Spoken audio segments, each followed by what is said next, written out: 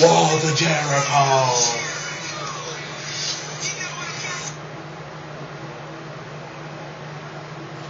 What's happening, y'all? It's your boy, Mr. DT253 with your Elimination Chamber review.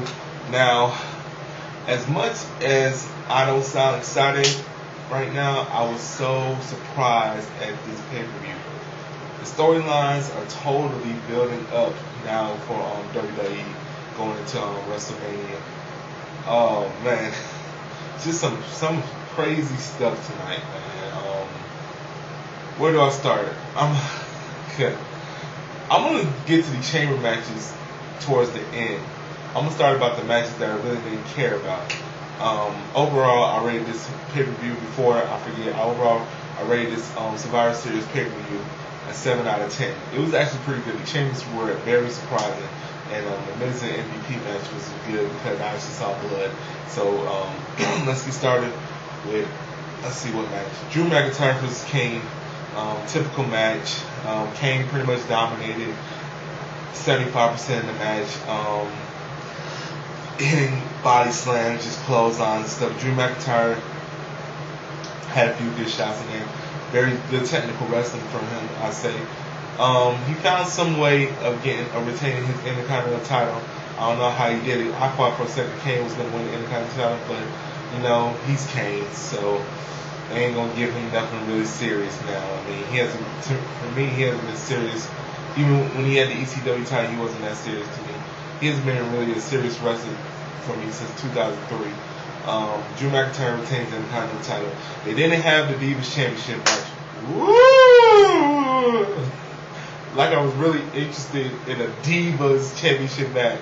First of all, the women's title wasn't even on the line, and that's the main women's title. Why the hell do WWE have two women's titles? I don't give a damn if it's two brands.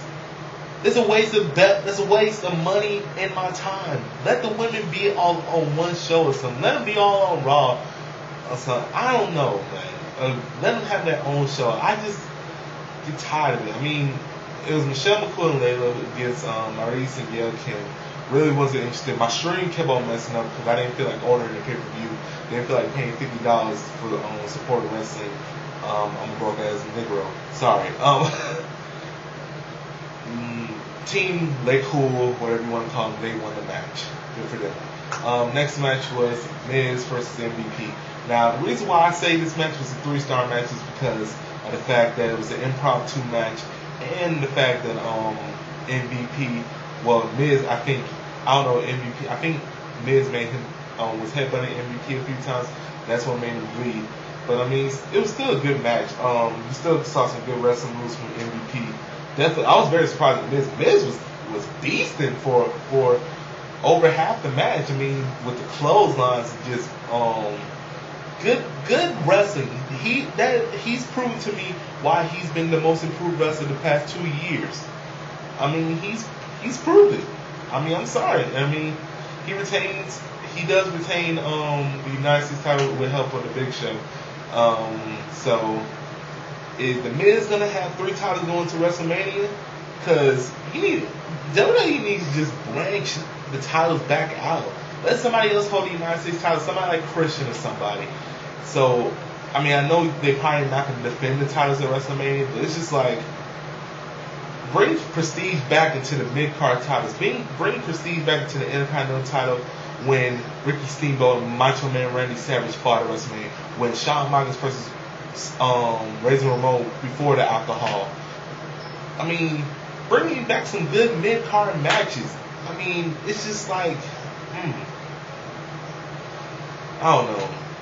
We'll definitely see how WWE is going through the next few weeks with this. Now, the chamber matches. I really do not have enough air to talk about what was going on. My prediction was Sheamus to win the Rollins Chamber. That totally fell. That totally fell out. God, I blew that. That was totally nowhere what I was thinking of. I can't even explain the match. It was so. I know Kofi got eliminated, and Triple H. Let me just explain like in 20 seconds. Triple H beasted pretty much over half this match. John Cena hit the FU on him. He wins the WWE title. But then Vince McMahon comes out, makes this stupid ass announcement, and pretty much screws the living hell out of John Cena like he did Bret Hart. Brings out Batista. Batista beasts all on John Cena and wins the WWE title. So now this beef between Batista and Cena is definitely gonna explode, and it's definitely gonna be a WrestleMania. Because I guess Batista's back on Raw now, so. The Smackdown Elimination Chamber, saw parts of it. My stream, once again, people got messed up. I can't give a good elaboration of what happened. I know R-Truth got eliminated first by CM Punk. Really did not see much of the match. I mean, I saw Undertaker beast on John Morrison, but then I saw like the last 10 minutes of the match when Chris Jericho and Undertaker would face each other. That was pretty much the main part I wanted to see. You saw some good wrestling from them. If you want to know the ratings of what I gave these matches, just look in the description box.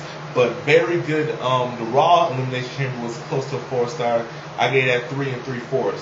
Now the Smackdown Chamber, I gave that 4.5 stars. That's one of the best matches I've seen this year. Undertaker did the last ride on Chris Jericho. Chris Jericho did the Code Breaker, but that last ride Undertaker did on Chris Jericho was just like, oh golly. Shawn Michaels comes out the chamber out of nowhere, and Sweet Chin Music's living high on the Undertaker. Therefore, Chris Jericho, who I picked, wins the World Heavyweight title, and Edge is probably going to face him now at the at WrestleMania 26. So that's my review, guys. I'm sorry if I'm so excited. I was just like, I wish I could have made a live reaction video to this, because I was like screaming so fucking hard when I was like, what? Are you fucking kidding me? That's how it was. Remember to subscribe, comment, rate, guys. I mean, talk to you guys later. Just wow. 7 out of 10.